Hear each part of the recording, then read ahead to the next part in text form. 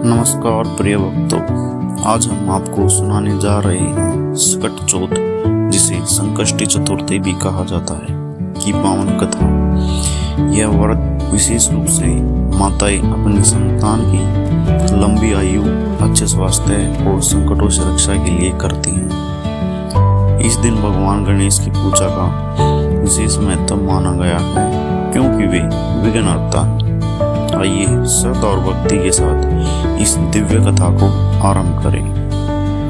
सकट चौथ व्रत का महत्व। सकट चौथ का व्रत माघ मास की कृष्ण पक्ष की चतुर्थी को रखा जाता है। मान्यता है कि इस दिन किया गया उपवास संतान के जीवन से सभी कष्टों को दूर करता है। माताएं दिन भर निर्जला व्रत रखती हैं और रात में चंद्रमा के दर्शन के बाद ही व्रत खोलती हैं।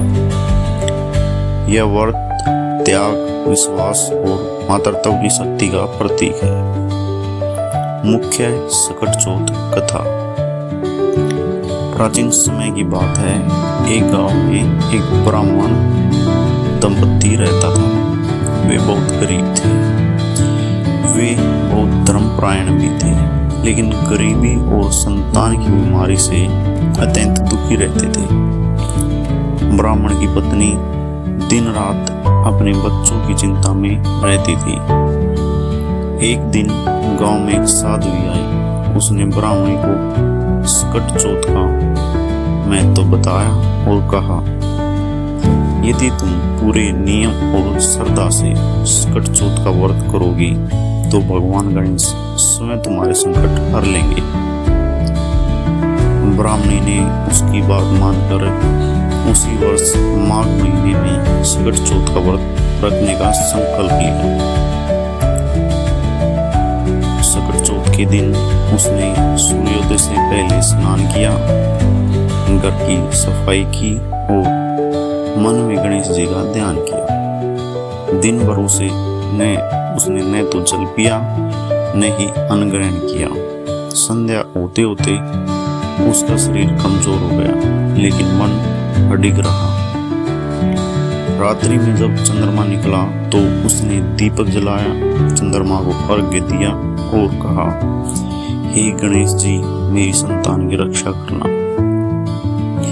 पूजा पूरी होते ही उसे एक अद्भुत शांति का अनुभव हुआ। उसी रात उसने स्वप्न में भगवान गणेश के दर्शन किए।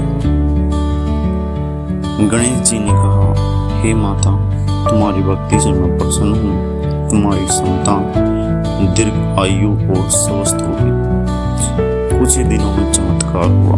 बच्चा पूर्ण रूप से स्वस्थ हो गया और घर में सुख समृद्धि आने लगी। तभी से यह व्रत संतान रक्षा के महान व्रतों के रूप में प्रसिद्ध हो गया। सकट चौथ व्रत की विधि।